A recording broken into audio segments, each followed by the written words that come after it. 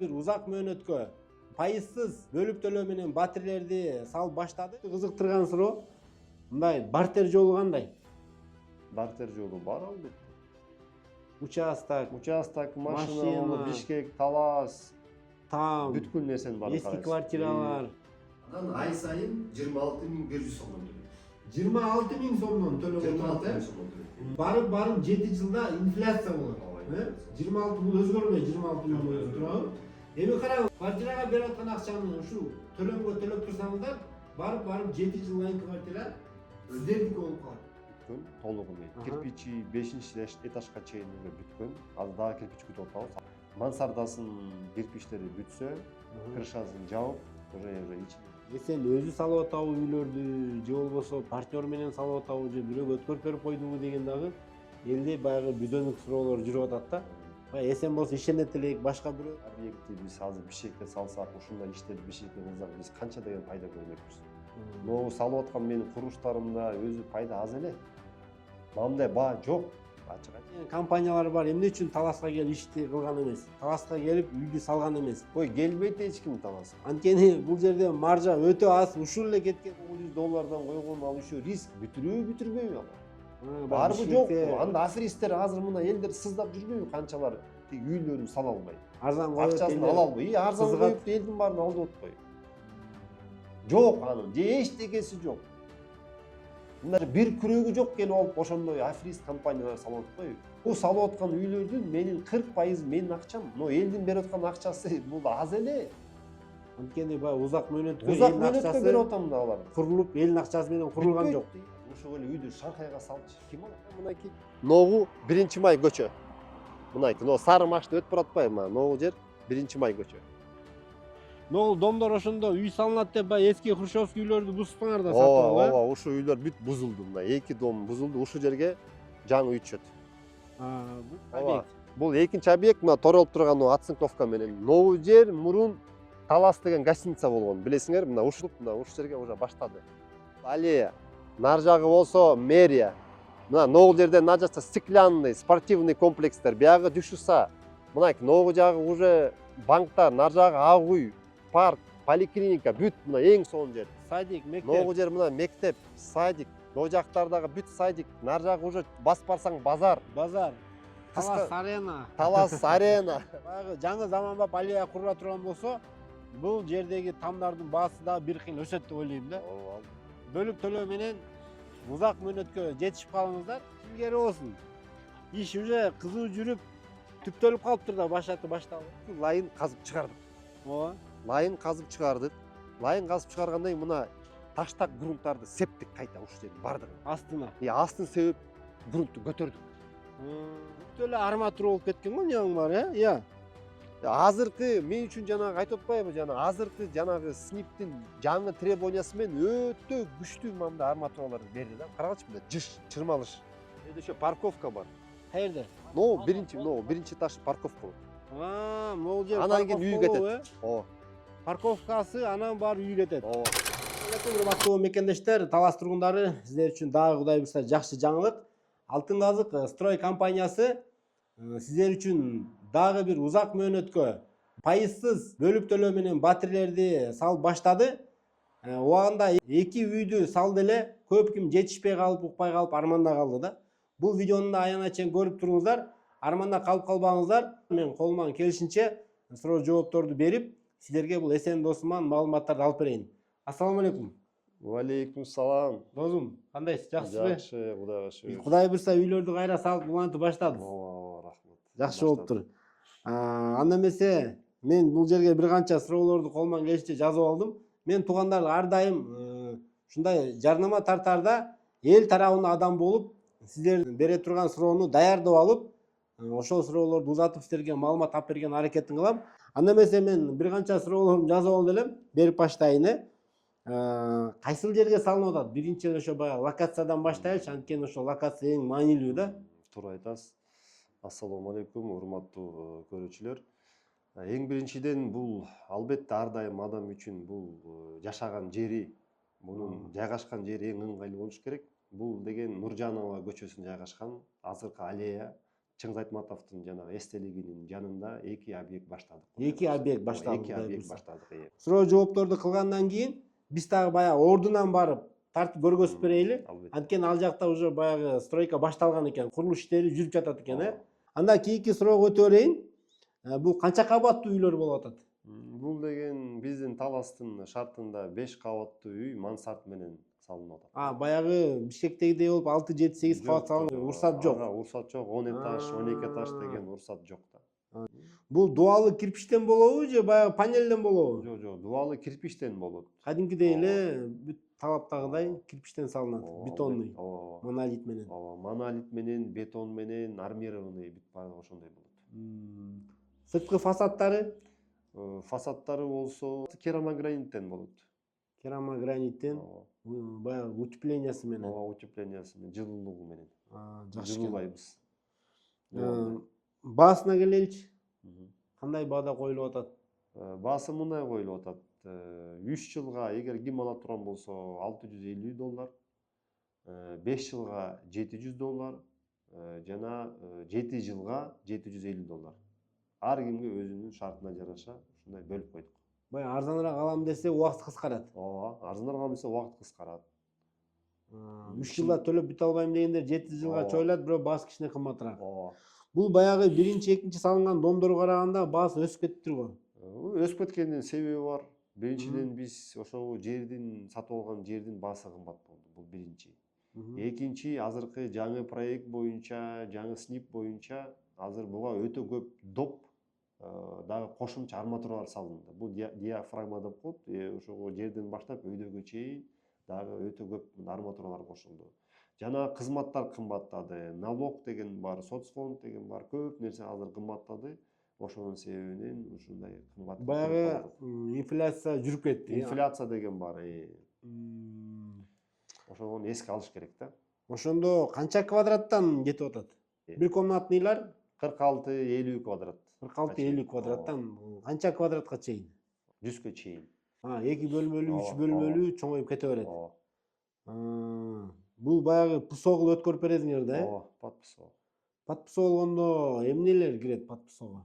Под ПСОго эшик салынат, айнек салынат, ичине суулар кирет, бардык теги канализациялар кошулуп даярдап берет. Бүттү. Ичи шуалат, подмаяк.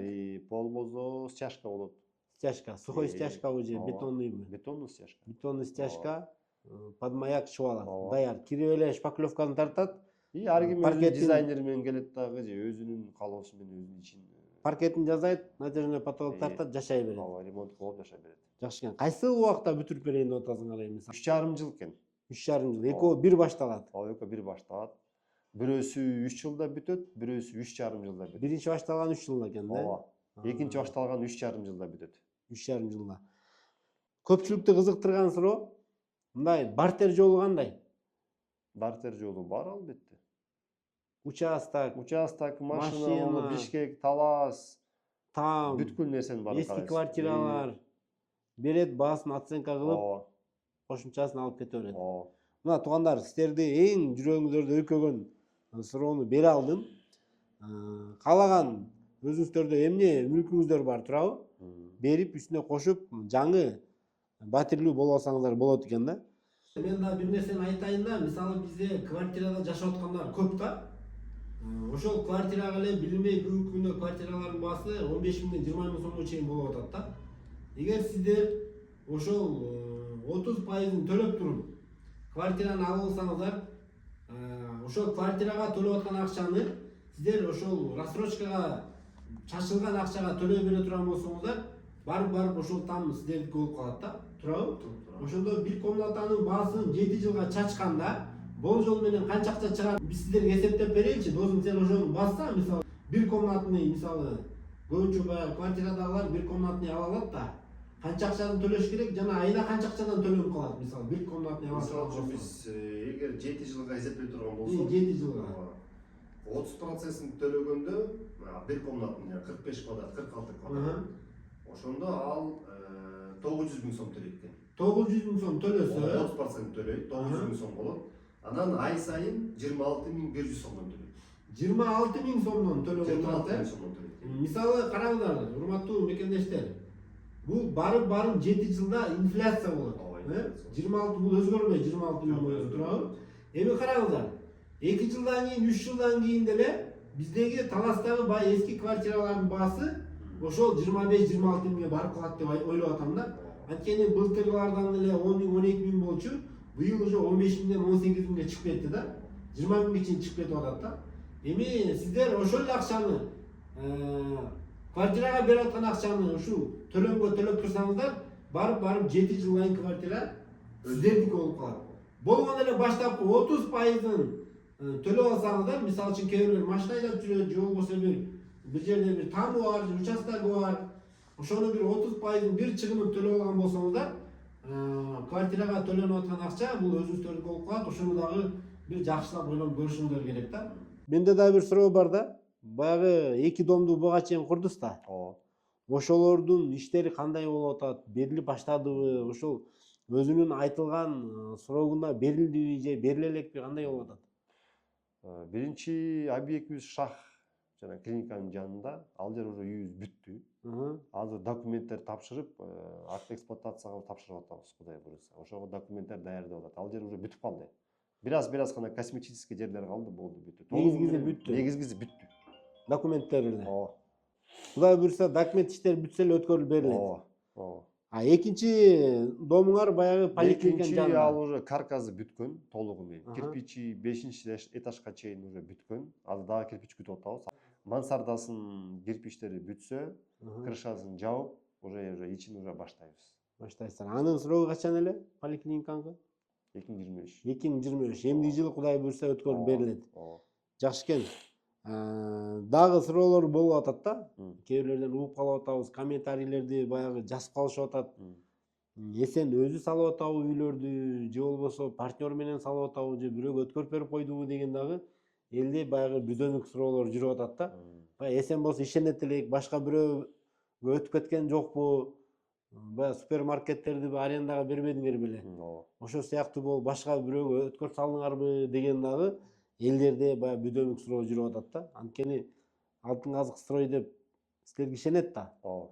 Башкаларга канчалык ишене алабыз, бүтүрүп бере алабы деген ушундай суроолорду мен өз кулагым менен угуп атам да. Ошону дагы учурдан пайдаланып элге маалымат беришиңиз керек. Ооба. Жок, биз бул стройка биз өзүбүз куруп атабыз. Биздин өзүбүздүн бетон завод, гравийный завод баардыгы иштеп атат. Бул үйлөрдүн баары биздин карамагымда, мен өзүмдүн карамагымда. Жана бул аманатты алып биз бүтүрүп атабыз. Эч кандай менин партнерим жок, эч ким өтүп берген жокпуз. Кыскасы коркпогула, өзүбүздүн эле салып аткан объекттер. Андар эми бул Алтын казык супермаркеттердин ээси Таласка бир канча инвестиция кылган, Талас эл үчүн көптөгөн салымдарын кошкон инсандар, дагы бир кайталап айтып коеюн. Элдин баары билет. 30 жылдан бери иштеп атпайбы Таласта? Мына көрүп атсыңар, мына канча деген мына биз курулуштарды салдык, мына канча кызмат кылып атабыз. Мына биз өзүбүз таластык болуп, мынакей Таласта төрөлүп, Таласта чоңоюп, мына патриот болуп, мынакей ушул эле объектти биз азыр Бишкекке салсак, ушундай иштерди Бишкекке кылсак, биз канча деген пайда көрмөкпүз. Могу салып аткан менин курулуштарымда өзү пайда аз эле. Мындай баа жок, ачык айтыш керек. Мына бул деген Таластын золотой квадрат деп коет. Эң мындай кымбат жерлери деп мен айта алам да. А бирок Бишкектин эле, мына алыс кетпейик, Бишкектин эле кымбат жерине салгыла $1100–1300 башталат. Скотлована. Мынакей, карап көргүлө. Алар деген 15 этаждан уже өйдө азыр үйлөр салып атыр Бишкекте. Аларда баардыгы өзүндө. Материал Бишкекте, бүт баардыгы өзүндө. Доставка деген, жанагындай кызмат деген буларга эч кандай проблема жок. Элестеткиле, биз баардык нерсени Бишкектен ташыйбыз. Канча эсе кымбат турат. Биз бирок ошого карабастан биз кичинекей гана пайданы кошуп алып, ушу таласыбыз өнүксүн, ушу таласыбыз өссүн деп мына ошо кызмат кылып атабыз. Эртең бүтүп калса эмне деген көрүп болот мына. Негизинен эле туугандар, баягы патриотический сезим менен эле үй салып атат деп кабыл алсаңыздар болот. Анткени канча деген компаниялар бар, эмне үчүн Таласка келип ишти кылган эмес, Таласка келип үйдү салган эмес. Ой, келбейт эч ким Таласка. Анткени бул жерде маржа өтө аз, ушул эле кеткен стройка даже кээрлер мындай суроо берип атат да. Эмнеге Бишкектин баасына тыкап салгансыңар депчи, туурабы? $800–900 койгон ал еще риск, бүтүрүүбү бүтүрбөйбү алар. Барбы жокпу? Анда аферисттер азыр мына элдер сыздап жүрбөйбү канчалар тиги үйлөрүн сала албай. Арзан коюп Акчасын ала албай, арзан коюп элдин баарын алдап атпайбы? Жок анын, же эчтекеси жок. Мындай айтканда даже бир күрөгү жок келип алып ошондой аферист компаниялар салып атпайбы? Бул салып аткан үйлөрдүн менин 40% менин акчам, но элдин берип аткан акчасы бул аз эле. Анткени баягы узак мөөнөткө берип атам да аларды. Курулуп, элдин акчасы менен курулган жок. Бүтпөйт. Жакшы экен. Мына туугандар, ушул жерге да маани бересиздер. Баягы Бишкекте чын эле сыздап жүргөн адамдар көп. Анткени элдин акчасы менен салам дегендер да турабы? Элдин акчасы менен кээде баягы продаж токтоп кала турган болсо, акча бир аз жетпей кала турган болсо, курулуштар токтоп калып атат. Бул жакта өзүңүз 40% акчаңызды салып атасыз. Ой, мына азыр могу биздин жайгашкан жер эң центр. Азыр ушул эле үйдү Шанхайга салчы, ким алат? Мисал үчүн да, ал жакта баа арзан болот. Бирок ким алат? Бишкекте эле ошондой. Жакшы жерлери кымбат. Чет жактары туура, чет жагы райондору начар. Ошондой жерлерде балким ошондой баа бар. 800, 900 деген баа. Бирок 7 жылга жок. 7 жыл деген жок да. 7 жыл деген ким берет? 3 жылга. 3 жылга. Ал Котловандан көтөрүлүп кетти, бүттү, баа дагы кымбаттайт. Мен колуман келишинче суроолордун баарын бердим, дагы кандай бир маалыматтар калып калган жокпу? Эми маалымат болгондо эмне, урматтуу таластыктар, мен жакшы шарт менен биз салып берип атабыз. Мына, пожалуйста, алгыла. Мында мүмкүнчүлүктөрдү көпкө бере бербейт. Анан дагы нерсе, бул талас, бул трамплин. Кандайча трамплин? Ушул жерден арзан жакшы шарттар менен аласың. Үй бүткөндөн кийин алып туруп, анан кийин сен сатканга да сен мүмкүнчүлүгүң бар. Бул бир. Уже эксплуатация киргенден. Экинчиден сатып, сен үстүнө акча кошуп, Бишкектен дагы сен үй алсаң болот. Сен ногу баа менен, мындай шарт менен сен Бишкектен ала албайсың. Жок мындай нерсе. Мына өткөндө менден бир кадар алды, мына. Айтат, менден 2 үй алды. Азыр сенден алам дейт. Азыр бүтөт, эксплуатация кирет, мен сатам дейт. Кайта үстүнө бир аз акча кошуп, анан мен дейт шаардан үй алам дейт. Анткени мен мындай шарт менен мен ала албайм дейт Бишкектен. Акчам жок, жетпейт. Баягы акча азастан төлөп отуруп чогулуп калат. Ишеничтүү компанияда даяр үйдү сатып туруп, Бишкектен даяр бүткөн тамды коркпостон, үркпөстөн барып акча менен сатып алат. Бишкектен баягы рассрочка менен үй алып алайын десе коркот. Эң чоң, эң сонун шарттар. Жок мындай шарттар.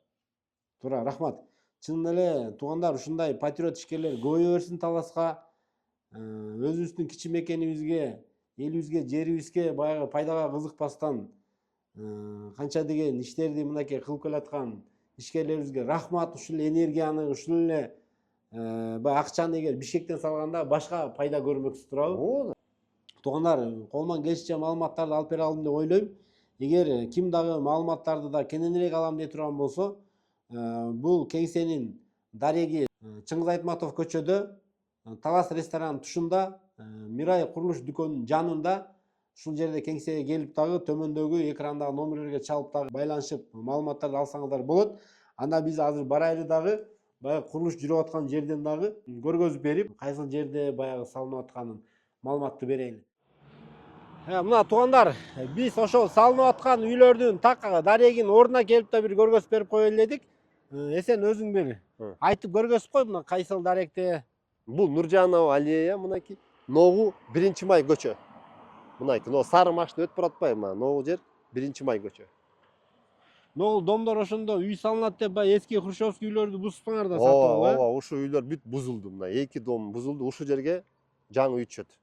Бул жагында экинчи, объект. Бул экинчи объект, мына торолуп турган оцинковка менен. Ногу жер мурун Талас деген гостиница болгон. Билесиңер, мына ушул жер бузулуп, мына ушул жерге уже баштады.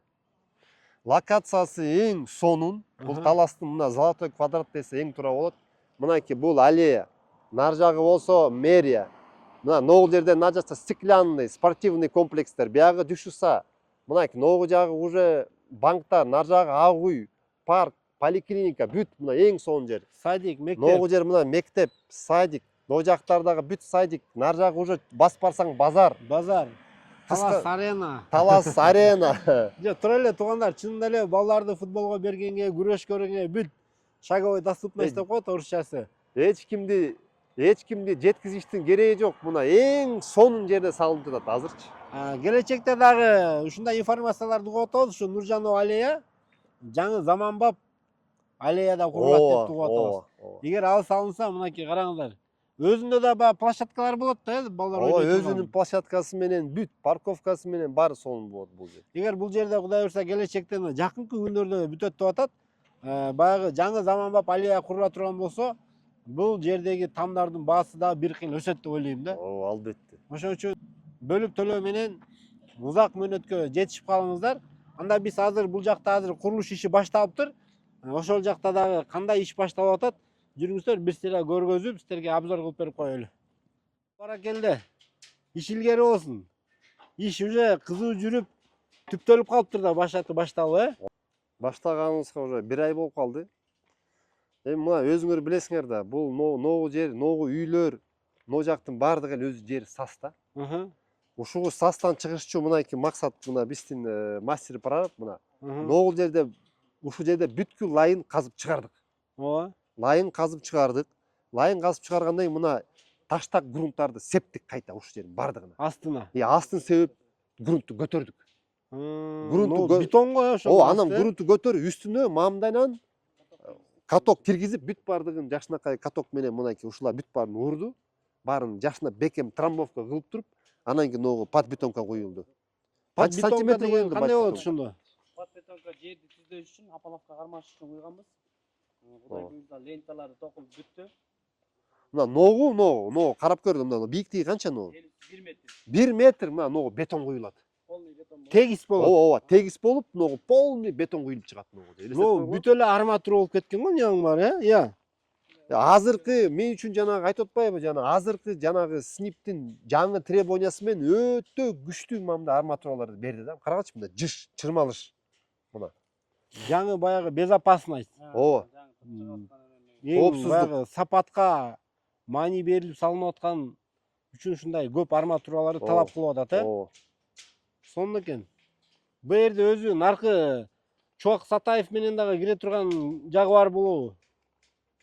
Ооба. Проход бар болот, Мындайынан 2 көчөгө таң аттайт да буйрса. Эки сторонадан, Ооба, бул ногу ачылат ногу жер. Детский площадка каягында болот? Төр жагында болот. Төр жагында. Ооба. Асты парковка болот. Кудай буйрса. Беде ошо парковка бар. Каерде? Биринчи ташы парковка болот. Могул жер Анан кийин үй кетет. Ооба. Парковкасы, анан баары үй кетет. Ооба. Сон турбайбан да? Жакшы, ишиңерге ийгилик. Мына карап көргүлө, мына арматуранын сапатын карагыла, мына. Мына дагы ногулар, дополнительный ногулар берилет, мына. Доп, мына ушулар доптор. Баардыгы даяр турат. Куюлат да ушудан анан кетет немеге чейин. Өйдөнкө этажга чейин. Акыркы этажга чейин барат. Азыр ногулат, анан варит этилип анан өйдөн көзүнө кетет. Кыскасы баардык талаптарга жооп берет.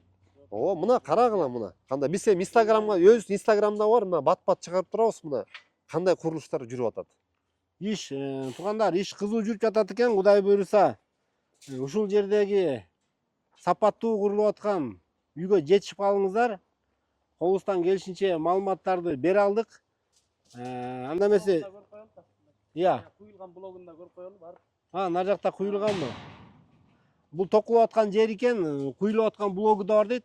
Ошол жакты да бир көрүп коелучу. Уже. Фундамент куюлуп баштаптыр бул башында уже, Ооба. Сонун экен. Мынайки жанагы доп берилген арматуралар мына. Мынайки жанагы каркасы мына бүт бетон болуп калды мына астында. Тегерегин бар эле. Баягы арматуралардын аябай жынч коюп аткан экенсиңер, Ушун эми этегине чейин кетти ошондой арматура. Этегине чейин кетти. Ушунча арматура. Ооба. Сонун экен. Эмеге жараша 5 этаждарга мурда эме берилбечи, подборный стена. Азыркылар. Азыр мына көрүнбү, диаформада чыгарды да. Бул жаңы курулуштун талабы, Ооба. Талабы бул. Ооба. Ушул дуалга этегине чейин, Ооба. 5 этажга чейин ушул арматура кетеби эми? Ооба. Башына чейин. Азыр эмеге. Мурда баягы бетонго чейин кылып туруп эле бул жагына. Колонна эле көтөрүлчү да. Диаформа деген жок болуп келди. Эми Жаңы талап менен диаформа коюп, баардыгында диаформалар бар, бүттүгүнө чыгардык да. ошон үчүн баягы кымбаттаган экен да. Ооба. Арматура деген кымбат азыр. Анын доставкасы кымбат. Туугандар, колуман келишинче маалыматтарды алып бере алдым деп ойлойм. Өзүңүздөр дагы төмөндө экрандан номерге чаласыздар. Ушундай жакшы сапаттуу салынып аткан, пайызсыз салынып аткан узак мөөнөткө берилип аткан батирлерден батирлүү болуп калыңыздар. Деги эле Аллах таалам ар бирибизге үй насип кылсын. Видео лайк басып бул видеону туугандарыңыздарга, группаларга жөнөтүп коюңуздар. Алардын да бир үйлүү болушуна себепчи болуп калыңыздар.